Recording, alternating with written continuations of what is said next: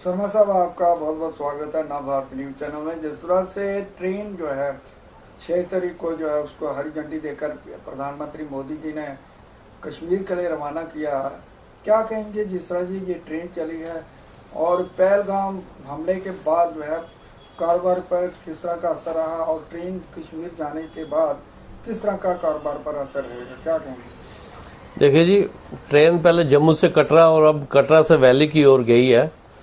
अच्छी बात है, डेवलपमेंट होनी चाहिए, लेकिन उसके साथ साथ जो ट्रांसपोर्ट इंडस्ट्री है, खास करके टैक्सी इंडस्ट्री हो गई या जम्मू का दुकानदार, जम्मू का होटल वाला, ढाबे वाला, ये इस ट्रेन जाने से भुखमरी कगार पे है। क्यों कि यात्री जो है पहले जम्मू आता था, यहाँ से कटरा जाता था। ट्रेन जाने से भी 50% जो यात्री है वो फ्लैट के थ्रू या जिसको टिकट नहीं मिलती थी वो जम्मू आ जाता था। तो हमारी जो रोजी रोटी है टैक्सी इंडस्ट्री की वो चल रही थी। पढ़े लिखे लोग हैं जिनको नौकरी नहीं मिली, हाई एजुकेटेड लोग हैं हमारे, जो अपना गाड़ी डाल के अपनी रोजी रोटी और अपने बाल बच्चे पाल रहे थे। इस पे बहुत बड़ा असर पड़ेगा। जम्मू जो है, प्रधानमंत्री जी जब जम्मू में आए थे, भाषण दिया था तो कहा था जम्मू को पठानकोट नहीं बनने दूंगा। तो मैं आपके चैनल के माध्यम से कह दूंगा कि जम्मू प्रधानमंत्री जी पठानकोट बन चुका है।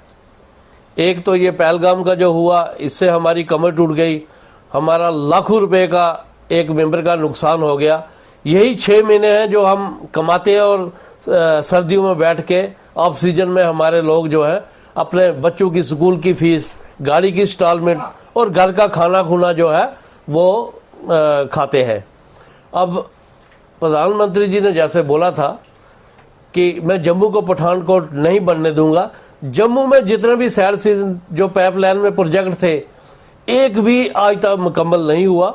मैं आपके चैनल के माध्यम से रियासती सरकार और एलजी प्रशासन और सेंट्रल गवर्नमेंट से कहना चाहूँगा कि जम्मू वाले तो हमेशा आपके साथ खड़े रहे, लेकिन आप लोग आस्ता आस्ता जम्मू वालों को भुखमरी की कगार पे, बेरोजगारी की ओर ले जा रहे हैं। जो अपनी रोजी रोटी कमा रहे हैं वो भी जो है वो बेरोजगारी की तरफ जा रहे हैं।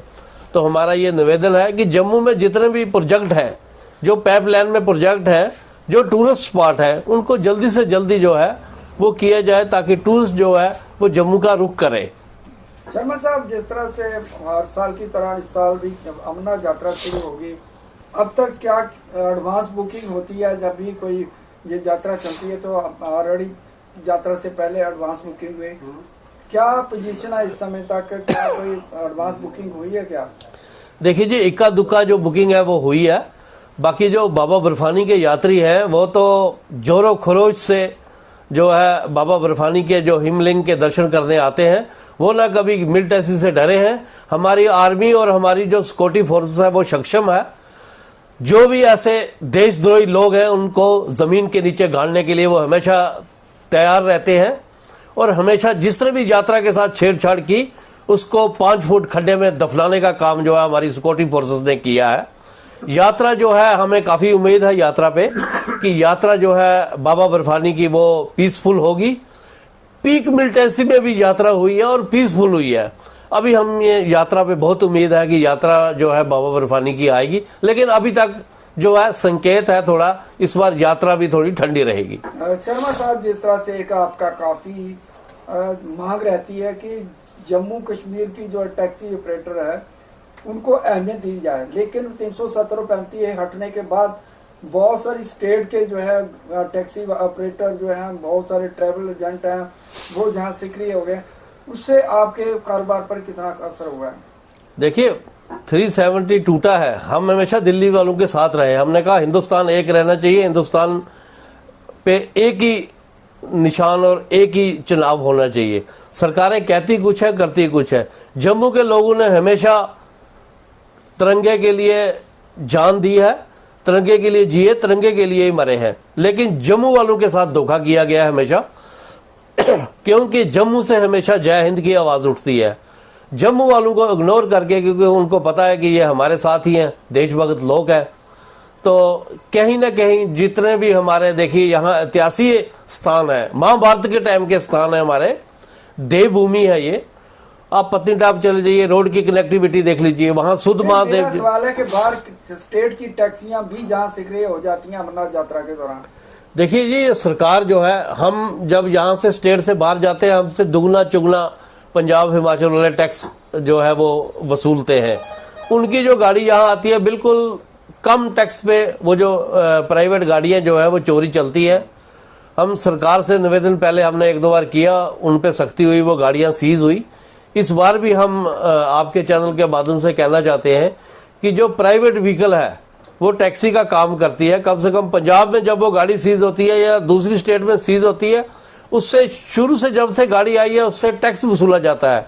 टैक्स हम दें, रोड टैक्स हम दें, परमिट का हम दें, टोकन टैक्स हम दें, पैसेंजर टैक्स हम दें।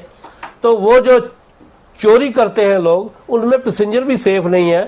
पैसेंजर के साथ कोई हादसा हो जाएगा तो उसमें जो है वो सस्ते के चक्करों में, 200-400 के चक्करों में कल को कोई ऐसा हादसा हो गया जिससे स्टेट की बदनामी हो, तो मैं प्रशासन से भी कहूंगा कि ऐसी गाड़ियों को सीज किया जाए। एक क्वेश्चन लास्ट में, प्रीपेड टैक्सी का आपने कई बार डिमांड की है कि हमारी टैक्सी जो है वो बिल्कुल विश्वास के काबिल है और हमारे से ही जो भी टैक्सी हायर किए करें हमारे से हो, ये भी आपकी डिमांड रही है।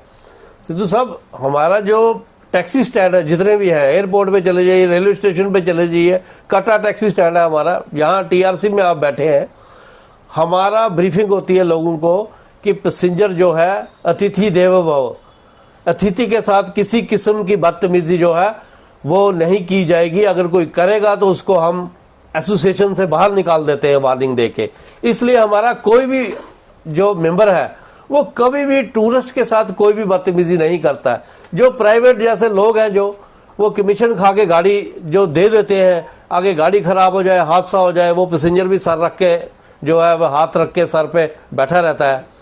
इसलिए मैं निवेदन करूंगा कि गाड़ी टैक्सी स्टैंड से ही ली जाए जहां सेफ्टी हो, और हम हमेशा सेफ्टी प्रोवाइड करते हैं। अकेली लेडीज यहाँ आती है, पूरा जम्मू कश्मीर घूम के जाती है, आज तक टैक्सी में कोई भी हादसा नहीं हुआ। ये हमारा रिकॉर्ड है एसोसिएशन का। इस बार लास्ट में किस तरह से उम्मीद करते हैं कि क्योंकि आपने काफी सफर किया है पहलगाम हादसे के बाद, पहले कोरोना के टाइम, इस बार किस तरह से उम्मीद करते हैं कि कुछ राहत मिलेगी? सिद्धू साहब, आप और हम भी कहीं बाहर जाएंगे, एक बार अगर प्लान कैंसिल हो गया तो फिर हम अगले साल का, नेक्स्ट ईयर का ही सोचेंगे, क्योंकि हर आदमी का अपना बजट होता है। तो इस बार हमारी कमर जो टूटी है, हमें उम्मीद है, उम्मीद पे दुनिया जीती है। जैसे ये हादसा हुआ है तो हम ये उम्मीद कर रहे हैं कि पटरी पे धीरे धीरे आ जाएगा, पटरी पे आ जाएगा। हमारी सिक्योरिटी फोर्सेस और ये टूरिस्ट को यहाँ पूरी सिक्योरिटी प्रोवाइड करेंगे। ये इक्का दुक्का हादसे हो गए, दुख भरा हादसा था, ये नहीं होना चाहिए था। थोड़ी सी जो है वो हो गई है जो चूक, इसकी भी भरपाई जो है हमारी सिक्योरिटी फोर्सेस कर लेगी, वो ऐसी कोई बात नहीं है। हमारा जो काम है वो पटरी पे आ जाएगा दोबारा, हमें उम्मीद है, यात्रा पे भी उम्मीद है, और अभी आस्ता आस्ता जो टूरिस्ट है वो आ रहा है। जी बिल्कुल। हाँ जी, थैंक यू सर, धन्यवाद। धन्यवाद जी।